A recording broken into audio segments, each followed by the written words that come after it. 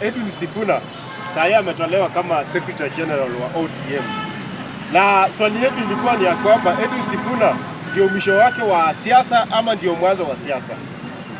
Kivyangu personal na kama timu Linda Mwananchi na mtu ambao ni one time, nasema ya kwamba Edwin Sifuna hii ndio mwanzo mpya wa kuchapa siasa, kwa sababu tunajua ya kwamba kwa chama ya ODM tumeona watu wengi walitoka kwa ODM na saa hii wako pale mbele. Tukianza na Mheshimiwa William Samoei Ruto ambao ni president. William Samoei Ruto siasa yake alianza akiwa kwa ODM. Na wakati alianza akiwa kwa ODM akakuja akakuwa paka deputy party leader. Akakuja akatimuliwa. Na kuna wakati hata William Samoei Ruto mwenyewe alisema ya kwamba usipotimuliwa kwa ODM hautawahi kuwa mtu kwa hii taifa la Kenya.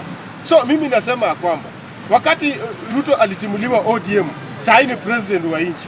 So mimi nasema ya kwamba Sifuna umetimuliwa, lakini bado hujatimuliwa kwa mioyo ya watu.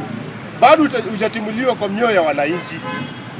Wewe tunakutambua kama the sixth president wa hii Republic of Kenya.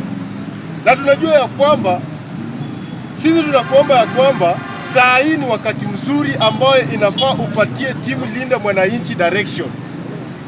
Hatutaki utuambie ya kwamba tunataka twende tuunge DCP, hatutaki utuambie ya kwamba tunataka twende tuunge sijui Wiper, sijui twende DAPK.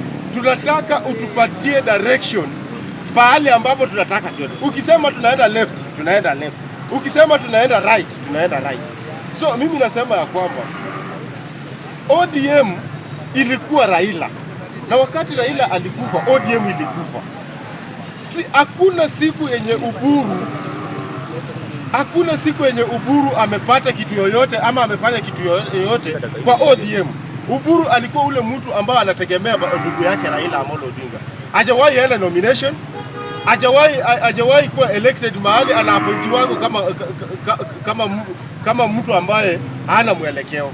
So sasa wakati amebaki kwa hiyo chama, wawachie. Sisi hata tulitoka ODM kitambo. Sisi tunataka utupatie mwelekeo tujue penye tunaenda.